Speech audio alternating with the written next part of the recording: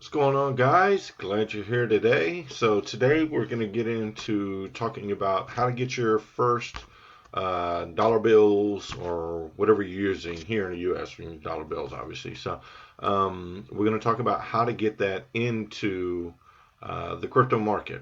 So first place is Coinbase. Coinbase is one of the most popular ones everybody's using right now. It's very simple, very straightforward. If you go to Coinbase.com, you're just simply going to sign in over here, or sign up rather. So you go to the sign up to get started. And basically over here on Coinbase, you can buy Bitcoin, Ethereum, Litecoin, and Bitcoin Cash. So those are the four.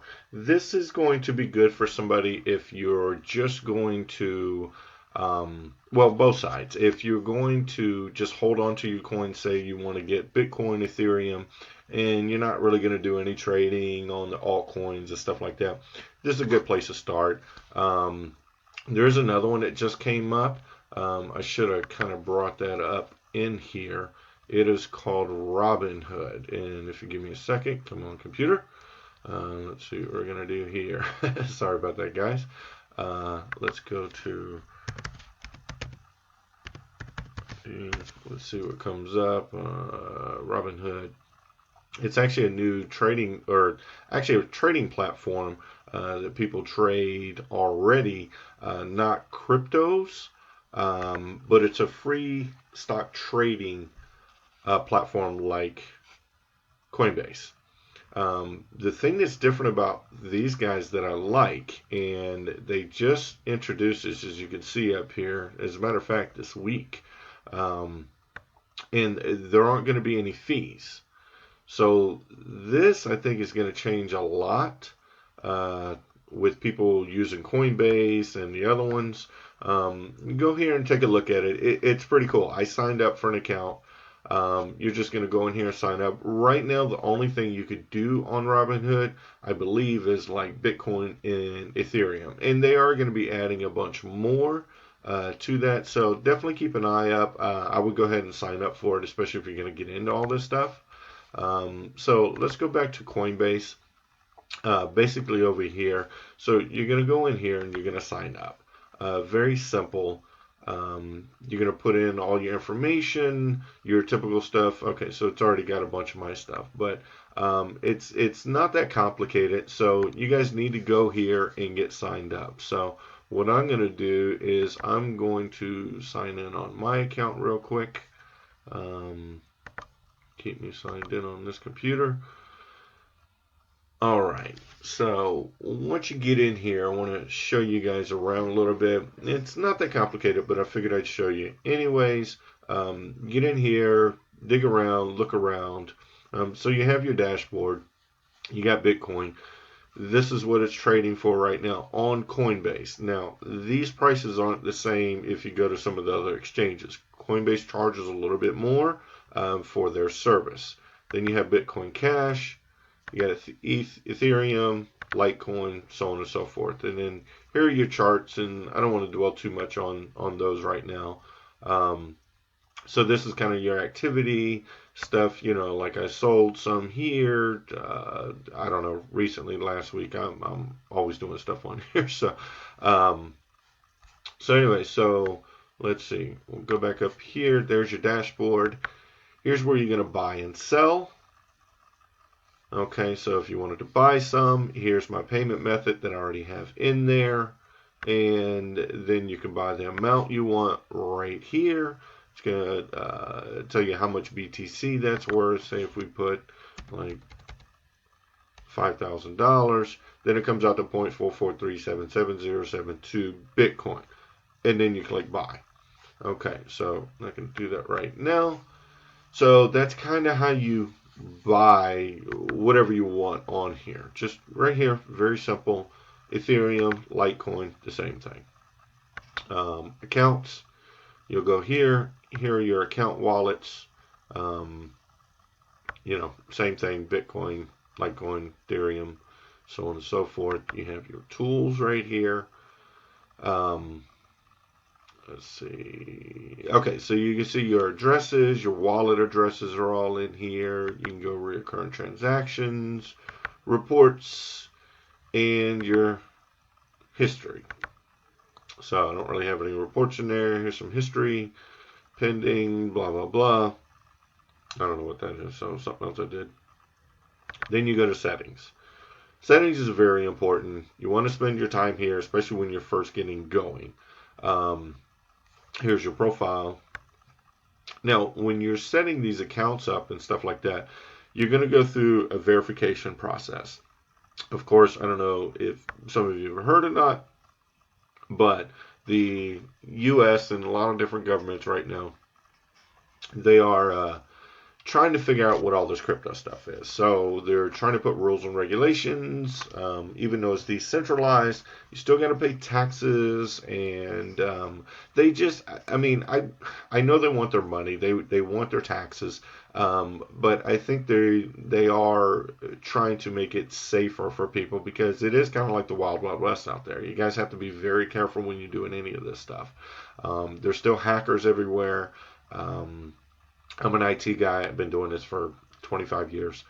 So when you're setting all this stuff up, you want to go. Let's see. We'll go to preferences. Let's look at that. U.S. dollars. Put your time zone in there. Notifications. Pretty self-explanatory. Then security. This is going to be very important. Okay, so you want to verify your phone numbers. You want to have two-factor authentication.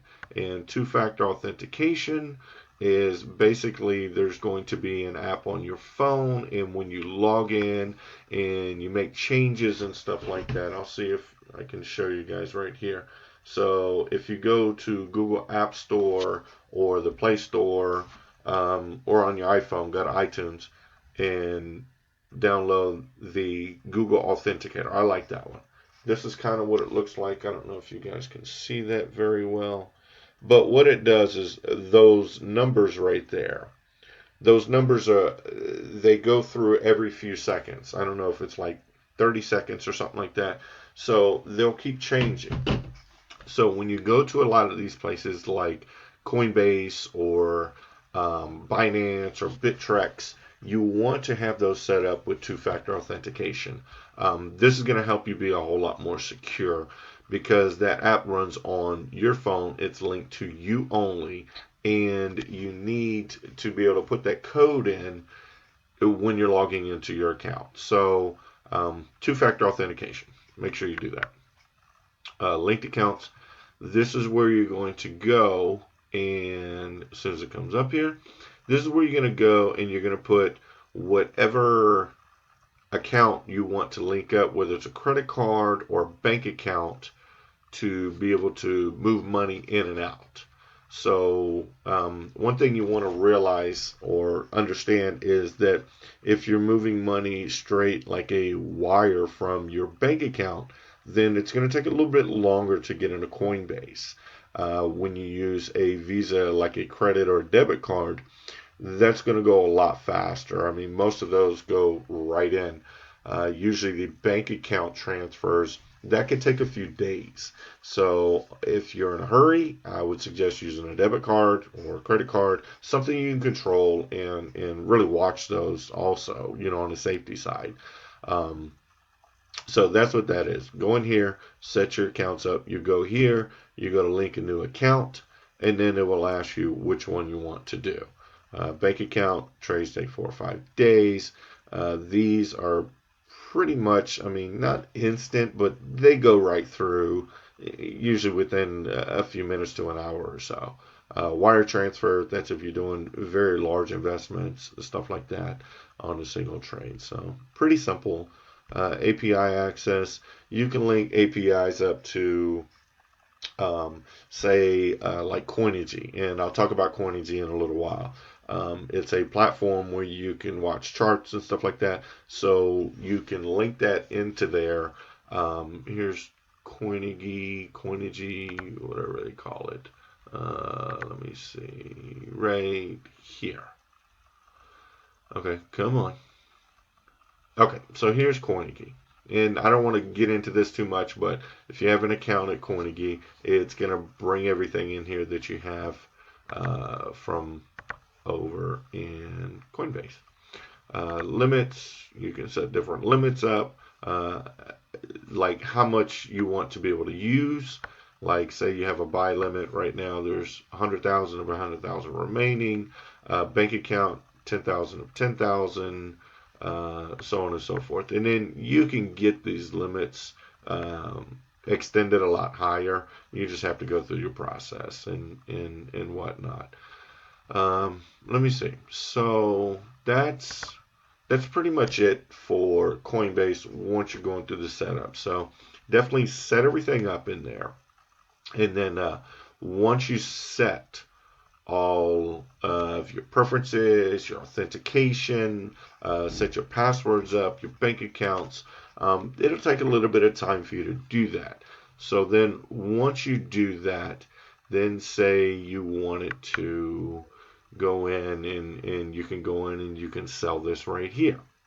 So there's $15.56. I don't leave any money in here, guys. I keep it on my wallet. That's something that you need to realize that you really, really want to do. So then you would go here and you would type 15.56. And then that's probably too much because of the fees. So remember, there are fees involved. So if we go here, we'll see if that goes. Okay. So then you can sell $13 worth of Bitcoin. Okay.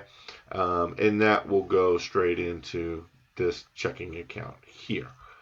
Okay. So, and that's pretty much about it. We went through the buy and the sell and so on and so forth. So, that's about it for the Coinbase. Just go in there, set it up, take your time. It's not that complicated. I just wanted to kind of go over a few things with you guys to make sure you understood that. That being said, let's go ahead. I'm going to close this video out right here, and then we'll get into going over to GDAX and then Binance in the next video. Okay? Thanks, guys, and I'll see you here in a second. Give me a minute.